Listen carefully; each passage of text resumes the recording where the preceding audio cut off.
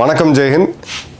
நேபாள் பங்களாதேஷ் நேற்று தான் ஒரு வீடியோ போட்டிருந்தோம். நேபாளில் என்ன நடக்குதுன்னு சொல்லிட்டு. நேபாளுடைய அதிபர் மாளிகை, அங்கே இருக்கக்கூடிய மாணவர்கள், மில்லியனம் கிட்ஸ், ஜென்சி கிட்ஸ்ன்னு சொல்லக்கூடிய இவங்க பெரிய போராட்டமாக பண்ணி அந்த அதிபர் மாளிகை தீக்கரையானதை பார்த்தோம். அவங்க முன்னாள் பிரதமருடைய மனைவி உயிரோடு கொளுத்தப்பட்டிருக்காங்க. பல அங்கே இருக்கக்கூடிய அமைச்சர்கள் எல்லாமே தெருவில் ஓட விட்டு அடிக்கக்கூடிய நிலைமையை நம்ம பார்க்குறோம். கம்ப்ளீட்டாக லா அண்ட் ஆர்டர் அப்படின்றது பிரேக் ஆகிருக்கு. பிரதமர் ஒலியோடைய அந்த பிரதமர் வீட்டுக்கு வரும்பொழுது அவர் பயந்து போய் அவங்களுடைய இராணுவ தளபதிக்கு ஃபோன் பண்ணி என்னை உடனடியாக இங்கேருந்து காப்பாற்றி என்னை வெளியில் கொண்டு போங்க, விமானத்தில் ஏற்றி விட்டு என்னை துபாய்க்கு அனுப்புங்க அப்படின்னு சொல்லி அவர் கேட்டிருக்காரு. அப்போ இராணுவ தளபதி சொன்னதுன்னா, நீங்கள் பதவி இறங்குங்க, அப்போ தான் பதட்டத்தை ஓரளவுக்காக தணிக்க முடியும், அதன் பிறகு நாங்கள் உங்களுக்கு ஹெல்ப் பண்ணுறோம்னு சொல்லிட்டு கடைசியாக ஒலி அவர்கள் இப்போ ராஜினாமா செய்துட்டு ஒரு அறிக்கையும் விட்டுருக்காரு. இதற்கு பொலிட்டிக்கல் சொல்யூஷன் நம்ம தேடுவோம், இதுக்கு ஒரு பேச்சுவார்த்தை நடத்துவோம், நீங்கள் பதட்டப்பட வேண்டாம், நாட்டோடைய இறையாண்மை ரொம்ப முக்கியம், நம்ம நாடு நாசமாக போயிடக்கூடாது அப்படின்னு சொல்லிட்டு ஒரு கம்யூனிஸ்ட் சித்தாந்தத்தில் இருக்கக்கூடிய ஒரு ஒலி சொல்கிறாரு. அதன் பிறகு ராஜினாமா செய்த பிறகு அவர் வெளியில் கொண்டு வராங்க. இப்போ அவர் எங்கே இருக்கிறாரு அப்படின்றது தெரியல. பட் துபாய் போகிறதுக்கான வாய்ப்புகள் ரொம்ப ரொம்ப அதிகமாக இருக்குது. அவங்க இராணுவ தளபதி உடனடியாக அங்கே இருக்கக்கூடிய மாணவர்கள், அந்த மாணவர் படையுடைய தலைவர்கள் இவங்களெல்லாம் சந்தித்து ஒரு வாரம் கழித்து நம்ம பேச்சுவார்த்தை நடத்தலாம் அப்படின்னு சொல்கிறாரு. கொஞ்சம் பொறுமை காக்கணும், இந்த இடத்துல பிரதமர் ரிசைன் பண்ணிட்டாரு, அதனால் இருக்குன்ட்டு. அவங்களுடைய அதிபர் பிரசிடென்ட் பார்த்தீங்க அப்படின்னா அடுத்த வாரம் நம்ம பேச்சுவார்த்தை நடத்துவோம், எல்லாம் உட்காந்து பேசி தீக்கலாம், கொஞ்சம் வெயிட் பண்ணுங்கன்ட்டு. கிட்டத்தட்ட 30 மாணவர்கள் அந்த போராட்டத்தில் கலந்துட்டு கொல்லப்பட்டிருக்காங்க. ஒரு 50க்கும் அதிகமான பேர் காயமடைஞ்சிருக்காங்க. ஒரு முன்னாள் பிரதமருடைய மனைவி உயிரோடவே வச்சு கொளுத்தப்பட்டிருக்காங்க. அங்கே இருக்கக்கூடிய அரசு இயந்திரம் அப்படின்றது டோட்டலாக கொலாப்ஸ் ஆயிடுச்சு. அந்த கண்ட்ரி டோட்டலாக கொலாப்ஸ் ஆயிடுச்சு. ஒரு சிவில் வாருக்கு உண்டான எல்லா சுச்சுவேஷனுமே அங்கே தெரியுது. தடி எடுத்தவன் தண்டல்காரன் அப்படின்ற மாதிரி யார் எங்கே வேணால் போகலாம் அப்படின்ற நிலைமையில் இருக்குது. இப்போது இந்த இடத்துல இது நம்ம நடக்கிறது நம்ம தலைப்பகுதியில் இருக்கக்கூடிய ஹிமாலயத்தில். இது ஜஸ்ட் லைக் தட் நம்ம கடந்து போக முடியாது. இந்த இடத்துல பிரதமர் நேரடியாக ரியாக்ட் பண்ணுறாரு. இப்போது நான் 2-3 சிமிலாரிட்டிஸ் நான் உங்களுக்கு சொல்கிறேன், அதுக்கு அடுத்தது வரும். பிரதமர் பேசும்போது இது ஒரு மிகப்பெரிய பிரச்சனை, நேபாளிய மக்கள் அமைதி காக்க வேணும், என்ன உதவினாலும் நாங்கள் பண்ணுறோம் அப்படின்னு சொல்லியிருக்காரு. இது இன்னைக்கு ஒரு அவுட் ஆஃப் த பாக்ஸ் அப்படின்னு நம்ம சொல்லலாம். அதாவது பொது தளத்துக்கு அவுட் ஆஃப் த பாக்ஸாக ஒரு மிகப்பெரிய ஒரு தலைவலி இந்தியாவுக்கு வந்திருக்கு. மிகப்பெரிய ஒரு ஆபத்துன்னு கூட நம்ம சொல்லலாம். சைனா வழக்கம் போல் அவங்க எப்பயுமே ரியாக்ட் பண்ண மாட்டாங்க, க்ளோஸாக கவனிச்சிட்டு இருக்காங்க. ஒலி இந்தியாவை எதிர்த்து நேபாளோட வரைபடத்தையே மாற்றி ஒரு கம்யூனிஸ்ட் சித்தாந்தத்தில் ஊறி போன ஒரு காம்ரேடு தான் ஒலி. சைனாவுடைய ஃபுல் சப்போர்ட்டில் இருக்கக்கூடிய ஒரு ஆள். இன்னைக்கு அவர் மாறின பிறகு சைனா எந்த ஒரு அறிக்கையுமே தெரிவிக்கலை. இந்த ஆட்சி மாற்றம் ஏற்பட்டிருக்கு அப்படின்ற இருக்குது. சைனாவோட இன்ஃப்ளூயன்ஸ் கணிசமான அளவுக்கு இருக்குது. இந்தியாவுடைய பிரதமர் நேரடியாக ரியாக்ட் பண்ணுறாரு. நல்லா கவனிங்க. இப்போ 5-6 சிமிலாரிட்டிஸ் பார்ப்போம். பங்களாதேஷில் நடந்த இந்த சோகால்டு மாணவர் போராட்டம் 2024, இப்போது செப்டம்பர் 2025 நேபாள். இந்த பக்கம் ஒலி அவர்கள், இந்த பக்கம் ஷேக் ஹசீனா. 2 பேருமே மக்களால் தேர்ந்தெடுக்கப்பட்ட வந்த தலைவர்கள். ஷேக் ஹசீனா எடுத்தீங்க அப்படின்னா அந்த முக்தி வாகினியில் இருந்த சுதந்திர போராட்டத்தில் இருந்த அடுத்தடுத்த தலைமுறையினருக்கு கோட்டா செல்லாது அப்படின்னு சொல்லி போடப்பட்ட ஒரு வழக்கு செல்லும் அப்படின்னு அந்த கொடுக்கப்பட்ட மேலே இந்த மாணவர் போராட்டம் அப்படின்றது ஆரம்பிக்குது. இது ஒரு சாராருக்கு நீங்கள் ஒரு பயஸாக ஒரு சைடாக நீங்கள் பாரபட்சமாக இருந்து இந்த அரசு பதவிகளை வழங்குறீங்க அப்படின்றது தான் பங்களாதேஷோட மையக்கருவாக வைக்கப்பட்ட அந்த அஜெண்டா. எதுக்காக போராட்டம், ஏதாவது ஒரு ரீசன் இருக்கணும். இந்த பக்கம் நேபாள் எடுத்தீங்க அப்படின்னா நேபாளுடைய அமைச்சர்கள், அரசு அதிகாரிகள், இவங்களுடைய வாரிசுகள் அடுத்தடுத்தது அரசு பதவிகளுக்கு வராங்க. ஒரு டிரான்ஸ்பரண்டான ப்ராசஸ் இல்லை, ஒரு சாதாரண மக்களுக்கு இங்கே அரசு பதவிகள் கிடைக்கிறது இல்லை அப்படின்னு சொல்லிட்டு நெப்போ கிட்ஸ் #நெப்போ கிட்ஸ் அப்படின்னு சொல்லி அவங்க ட்ரெண்ட் பண்ண ஆரம்பித்தாங்க. அதன் பிறகு அது ஒரு ஆன்லைனில் மிகப்பெரிய மூமெண்ட்டாக மாறி அந்த மூமெண்ட்டை அடுத்த கட்டத்துக்கு பார்த்தீங்கன்னா இவங்களுடைய அரசு அவசரப்பட்டு ஒரு 26 சோஷியல் மீடியா ஊடகங்களை தடை செய்கிறாங்க. நல்லா கவனிங்க. நம்மளுடைய சேனலில் ஒரு வருடத்துக்கு முன்னாடி ஒரு வீடியோ போட்டோம். அமெரிக்காவில் இருந்த ஒரு மிக முக்கியமான மருத்துவ ஒரு நிறுவனம், அதோட தலைவர் எப்படி கொல்லப்பட்டாருன்ட்டு. அது உடனடியாக பார்த்தீங்கன்னா யூடியூப் விட்டு எடுக்கணும், இதெல்லாம் கம்மியாச்சு, நிறையா அதுக்கு உண்டான பிரச்சனைகள்லாம் வந்துச்சு. அது வியூஸே போகல. ஜென்ரலாக நம்ம பார்த்தீங்கன்னா எல்லாருமே பார்ப்போம். அப்போது அது என்னன்னு பார்க்கும்போது இந்த சாவி அமெரிக்காட்ட இருக்குது. எந்த செய்தி பரவணும், எந்த செய்தியை அமுக்கணும் அப்படின்றதையும் அமெரிக்கா அவங்க வந்து முடிவு பண்ண முடியும். இந்த 4 பெரிய நிறுவனங்கள் மெட்டா, மைக்ரோசாஃப்ட், கூகுள் மற்றும் எக்ஸ், இது 4 நிறுவனங்கள் தான் நம்ம இன்னைக்கு அன்றாடம் பயன்படுத்திருக்கக்கூடிய சமூக ஊடகங்களை இது பண்ணுறது.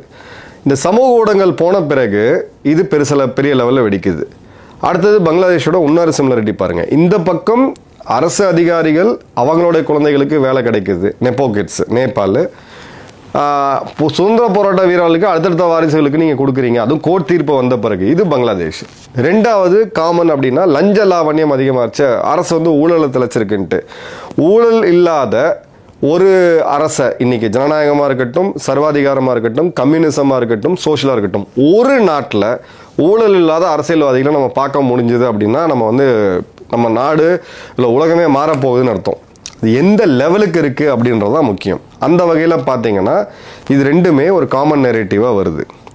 மூணாவது, இவங்களுடைய மாணவ தலைவர் போராட்டத்தை முன்னெடுத்திருக்கக்கூடிய நேபாள் காட்மண்டுவோடைய மேயர், இவரை அமெரிக்க தூதர் ஒரு 3 மாதத்துக்கு முன்னாடி சந்திக்கிறார். இதே மாதிரியான நிகழ்வு அங்கே நடந்தது பார்த்தோம். மாணவர் லீடர்ஸ்னு சோக்கால் எனக்கு ஸ்டூடெண்ட் ப்ரொடெஸ்ட் மூவ்மெண்ட் லீடர்ஸ் எல்லாமே, மூவ்மெண்ட் அகெயின்ஸ்ட் டிஸ்கிரிமினேஷன், இது எல்லாமே பங்களாதேஷில் இருந்த அமெரிக்க தூதர் அவங்கள போய் சந்திச்சதை பார்த்தோம். 3 சிமிலாரிட்டி நீங்கள் வரைக்கும் தெளிவாக புரிஞ்சிருக்கும். அடுத்தது அதிபர் மாளிகைக்கு உள்ளே புகுந்து அந்த வீடியோஸ் உலகம் முழுக்க பரவுறது. இலங்கை 22, பங்களாதேஷ் 24, அதன் பிறகு இப்போ நேபாள் 25, ஒரே மாதிரியான காணொலிகள். அடுத்தது அங்கே இருக்கக்கூடிய முக்கியமாக பவரில் இருந்த சில முக்கியமான அதிகாரிகள், அமைச்சர்கள் அவங்க தாக்கப்படுறது இல்லை அவங்க கொல்லப்படுறது. கிளியர் கட்டான சிமிலாரிட்டி அதுலேயுமே நம்ம பார்க்குறோம் பங்களாதேஷுக்கும் நேபாளுக்கும். இப்போ இன்ட்ரீம் அரசாங்கம் அமைக்கணும் அப்படின்ற போது 2 நாடுமே இராணுவத்தோடைய அந்த ஒரு இதுக்குள்ளே வருது. நேபாளோடைய இராணுவ தளபதி அரசாங்கத்துக்கு ஃபுல் ஆதரவாக இல்லை.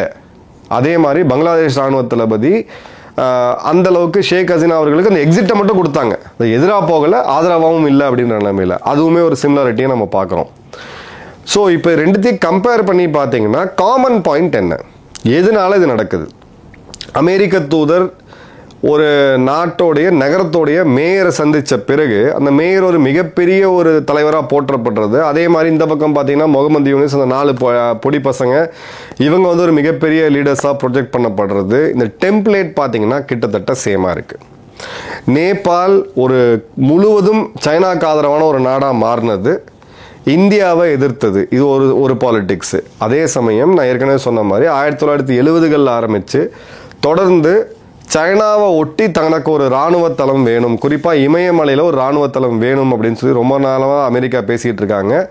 அதுக்கு அவங்க எதிர்ப்பு தெரிவிச்சிட்டு இருக்காங்க. இன்கேஸ் இந்த டாரிஃபில் போடும்போது கூட நேபாள் கிட்ட ஒரு சில இன்டைரக்டான பேச்சுவார்த்தை இருந்துச்சு. குட்டி நாடு தானே, நீங்கள் ட்ரம்ப் அவர்களை நோபல் பரிசுக்கு பரிந்துரைங்கன்னு சொல்லிட்டு. ஆனால் இவங்க ஒலி ஒரு கம்யூனிஸ்ட், இந்த இடதுசாரிகள்லாம் சேர்ந்து அந்த மன்னர் குடும்பத்தை காலி பண்ணி தான் இவங்க ஒரு 12 வருஷத்துக்கு முன்னாடி ஆட்சிக்கு வந்தாங்க. இந்த கம்யூனிஸ்ட் கட்சிகளுடைய அந்த ஆட்சியை அடுத்தடுத்து 3 வருடம் மாற்றி ஒரு அரசியல் சிறத்தன்மையே இல்லாமல் போயிருந்துச்சு. மன்னர் ஆட்சி இருந்த காலத்திலேயே அவங்க நல்லா தான் இருந்தாங்க, அதுதான் உண்மையான ஃபேக்ட். இப்போ இந்த இடத்துல இந்த ஆட்சி மாற்றம் அப்படின்றது எதாச்சியாக நடந்துச்சுன்னு கேட்டிங்கன்னா கண்டிப்பாக கிடையாது.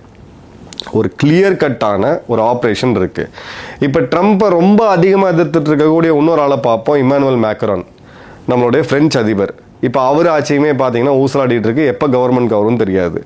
ஸோ அவங்களுடைய அந்த டெக்ஸ்ட் புக் ரெஜிம் சேஞ்ச் ஆப்ரேஷனை இங்கே பண்ணாங்களோ அப்படின்ற ஒரு சந்தேகம் ஏற்படுது. ஏன்னா இவங்களுடைய மேயருக்கு மிகப்பெரிய லெவலில் ஒரு ஆதரவு கொடுத்தது அப்படின்னு பார்த்தீங்கன்னா சமூக ஊடகங்கள் மூலியமாக தான்.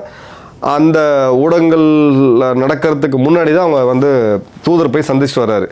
ஸோ அமெரிக்காவை பொறுத்த வரைக்கும் ஒரு விஷயம் எப்பயுமே பண்ணுவாங்க, சப் நேஷனல் டிப்ளமசி அப்படின்ட்டு. 2014 பிஜேபி அரசாங்கம், 2019 பிஜேபி அரசாங்கம், அப்போ அமெரிக்க தூதர்கள் அவங்க சந்தித்ததை நீங்கள் பாருங்கள். அரசாங்கத்தில் இருக்கக்கூடிய முக்கியமான அதிகாரிகள், அமைச்சர்களை சந்திப்பாங்க. 2024 இதே அரசாங்கம் முழு மெஜாரிட்டியில் வராமல் மைனாரிட்டியில் வரும்போது பல மாநில முக்கியமான எம்பிஸ் தலைவர்களை அமெரிக்க தூதர்கள் நேரடியாக சந்திச்சாங்க. உதாரணத்துக்கு ஹைதராபாத்தில் இருக்கக்கூடிய கான்சுலேட்லேருந்து ஓவைசி அவர்களை போய் சந்தித்ததை நம்ம பார்த்தோம். டெல்லியில் பார்த்தீங்கன்னா சில முக்கியமான அரசு அதிகாரிகள், நீங்கள் அவங்க அமெரிக்காவோட கான்சுலேட்டோட ட்விட்டர் பதிவை பார்த்தீங்கன்னா அது எக்ஸ்பிட்டும் பண்ணுவாங்க. ஸோ இந்த சப் நேஷனலிசம் அப்படின்றத அவங்க என்றைக்குமே பண்ணியிருக்காங்க. எந்த ஒரு நாடாக இருந்தாலும் வேலை வாய்ப்பு கம்மியாக இருக்கிறது, அந்த ஏழை பணக்காரன் ஏற்றத்தாழ்வு, அரசாங்கத்தோடைய அந்த ஊழல், மக்களுடைய அந்த பிரச்சனைகள் அப்படின்றது எல்லா நாட்டிலையுமே இருக்கும். எந்த அளவுக்கு இருக்குது அப்படின்றது தான் அங்கே மிக முக்கியமான விஷயம்.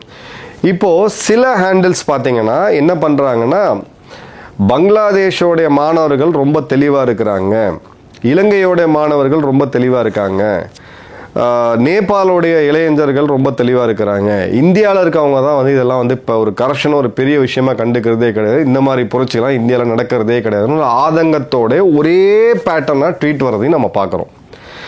இது எல்லாத்தையும் நீங்கள் சேர்த்து பார்த்தீங்கன்னா ஒரு விஷயம் புரியுது. இது எதாச்சியாக கண்டிப்பாக நடந்தது கிடையாது. பின்னாடி ஒரு வெளிநாட்டு சக்தி அப்படின்றது இருக்குது. இது சைனாவை குறி வச்சு நடந்தாலும் இதில் ஒரு கொலாட்ரல் டேமேஜாக இந்தியாவையும் செக் பண்ணணும் அப்படின்றது இருக்குது. இலங்கை, பங்களாதேஷ், நேபாள், இப்போ அடுத்தது பூட்டான், பாகிஸ்தான் என்ன நிலைமை ஆச்சுன்னு நமக்கு தெரியும். இம்ரான்கானோட நிலைமை என்ன ஆச்சுன்றதுன்னு தெரியும். ஆட்சி மாற்றத்துக்கு ஏற்படுத்தி சைனா ஆதரவாக ரஷ்யா ஆதரவாக போன இம்ரான்கானை ஒரே நாளில் தூக்கி இன்னி வரைக்கும் ஜெயிலை விட்டு வெளியில் வரல. இப்போ இந்த 5 நாடுகளில் பார்த்தீங்கன்னா ஒரு சிமிலாரிட்டி கிளியராக தெரியுது. ரெஜிம் சேஞ்ச், அவங்களுக்கு ஒத்து வராத அரசாங்கங்களை மாற்றிட்டு வேற இதுன்றது வரும்போது நிச்சயமாக இந்தியா அவங்களுக்கு ஒரு மிகப்பெரிய ரேடாரில் இருக்குது. பட் இது எலெக்ஷன் டைம் கிடையாது. அப்போ வேறு சில பிரச்சனைகளை உண்டு பண்ணுறதுக்கான வாய்ப்புகள் இருக்குது. எழுதி வச்சுக்கங்க. மலேசியா, சிங்கப்பூரில் இருக்கக்கூடிய நம்ம நண்பர்கள் எல்லாருமே உங்கள் லோக்கல் நெரேட்டிவில் வெளியாட்களை வர விடாதீங்க. இந்த மாதிரியான பிரச்சாரங்கள் முன்னெடுப்பாங்க. சைனாவை சுற்றி இருக்கக்கூடிய 13 நாடுகளில் அமெரிக்காவோடைய அந்த ஆதிக்கம் அப்படின்றது இருக்கணும். சைனாவை நெருக்கிறதுக்கு அவங்க பல முயற்சிகள் பண்ணும்போது அதில் முழு வெற்றி கிடைக்கல. பல இடங்களில் அவங்க பின்னடை செஞ்சுருக்காங்க. உதாரணத்துக்கு டாரிஃப் 145% அறிவித்து அதை போஸ்ட்போன் பண்ண வேண்டிய சூழ்நிலை தான் இன்றைக்கி அமெரிக்கா இருக்குது. ஸோ சைனாவை குறி வச்சு அதே சமயம் இந்தியாவையும் கட்டுக்குள்ளே கொண்டு வரத்துக்கு பக்காவாக இந்த நாடுகளை அவங்க கையெடுக்கிறாங்க. வரக்கூடிய டைம்ஸ் இன்னும் ரொம்ப டெஸ்டிங்காக இருக்க போது. நேபாள் மக்கள் அமைதியாக இருக்கணும். நேபாள் நமக்கு ரொம்ப ரொம்ப முக்கியமான நாடு. கலாச்சார ரீதியாக, பண்பாட்டு ரீதியாக நம்ம சகோதர சகோதரிகள் அங்கே இருக்கிறாங்க. பங்களாதேஷில் ஆன மாதிரியான முட்டாள்தனம் அங்கே நடக்கக்கூடாது. இந்தியா இந்த முறை தயங்காமல் இராணுவத்தை இந்தியா அனுப்பக்கூடாது. பட் அங்கே பேச்சுவார்த்தைக்கு நடத்த வேண்டிய எல்லா உதவிகளையும் செஞ்சு அங்கே இருக்கக்கூடிய அந்த மாணவர்களோட அஜிடேஷன், ஏன்னா மாணவர்களுக்கு அந்த பக்குவமும் இருக்காது உட்காந்து பேசுகிறதுக்கு இளம் வயதுனால, இந்த பிரச்சனையை சால்வ் பண்ணுறதுக்கு நம்மளுடைய உளவுத்துறையிலேருந்து எல்லாத்தையும் யூஸ் பண்ணி இது சுமூகமாக முடிக்கணும். இந்த இடத்துல அமெரிக்காவை முறியடிக்க வேண்டிய கட்டாயம் சைனாவுக்கு எந்த அளவுக்கு அதிகமாக இருக்குதோ அதை விட அதிகமாக இந்தியாவுக்கு இருக்குது. அடுத்த அப்டேட்டில் மீண்டும் பார்ப்போம். நன்றி, வணக்கம், ஜெயஹிந்த்.